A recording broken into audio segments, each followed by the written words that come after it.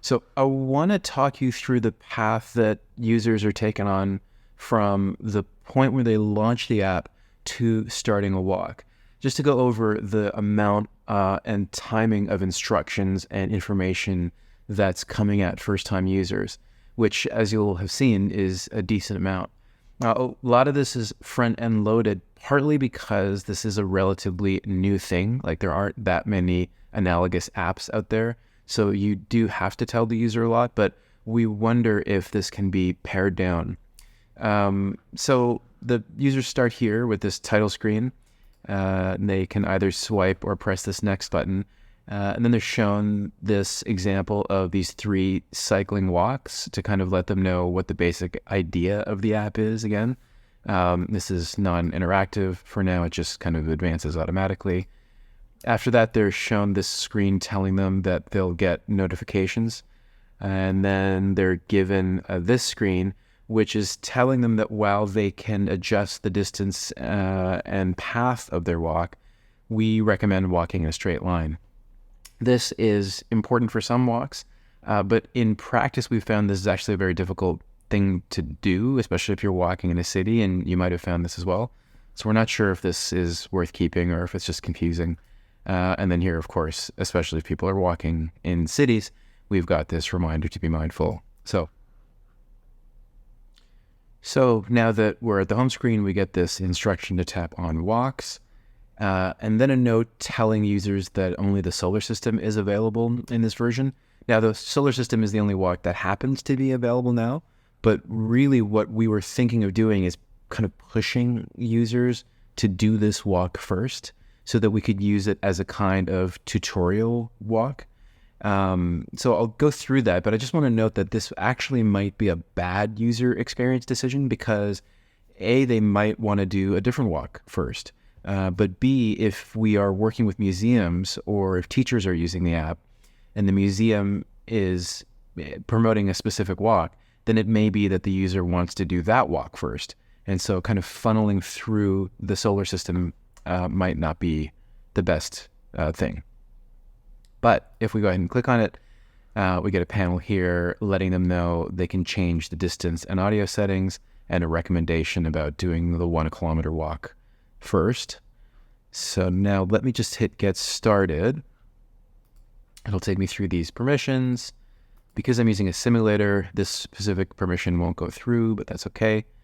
So now I get this screen saying 1, watch the overview, and then after that 2, go to your starting point. This is to prevent people from going out to their starting point first and then realizing that they have to watch a 3 or 4 minute overview, so that they might watch this inside. So now this overview, let me just pause it for a second. This overview is actually a mix of 2 things. It's both an overview of the walk itself, kind of giving them a map of the walk. And as you'll have noticed, we're also mixing in a few app instructions. So for example, if I start to step through this, you'll see this repeated. You'll get alerts on your walk just in case they forgot from the screen that seems like it was a while ago now. Telling them now about how diagrams are misleading, about how the inner planets are going to be clustered close together. An example here of an app instruction that they will have to stop walking at a planet and they'll get a notification to stop walking. And this is both a walk instruction and an app instruction, really, because there may be other times in other walks where they will be asked to stop, and it's a mechanic that we're just introducing here as well.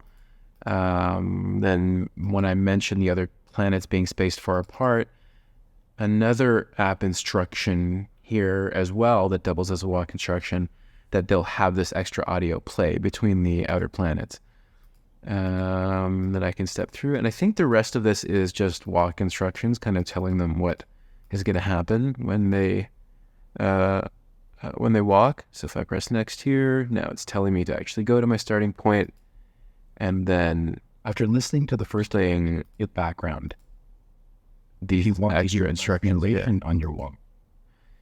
So I guess the 2 questions here are, is there too much information still up front? Is it too much cognitive load for the user? Did you find it too much when you did the walk? And the other question is those kind of mix of walk instructions and app instructions in the intro to this one, should the walk instructions be very cleanly separated and shown in a separate place before the user does any walks? Do we need those walk instructions? Are those walk instructions maybe better placed on the actual walk itself?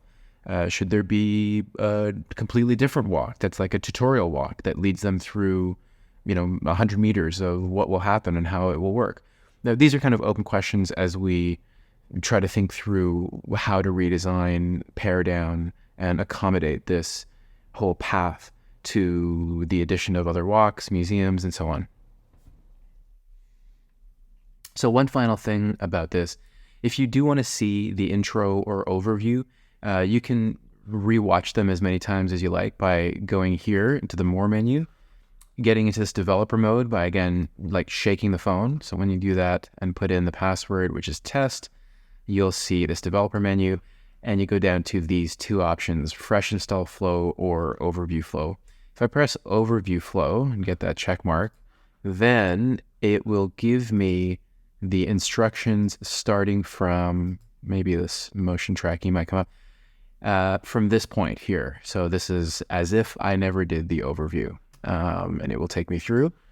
And if I go back to that same menu, shake the phone, press test, and press fresh install flow, that'll restart me from the beginning, from this title screen here, and I can just step through the sequence again.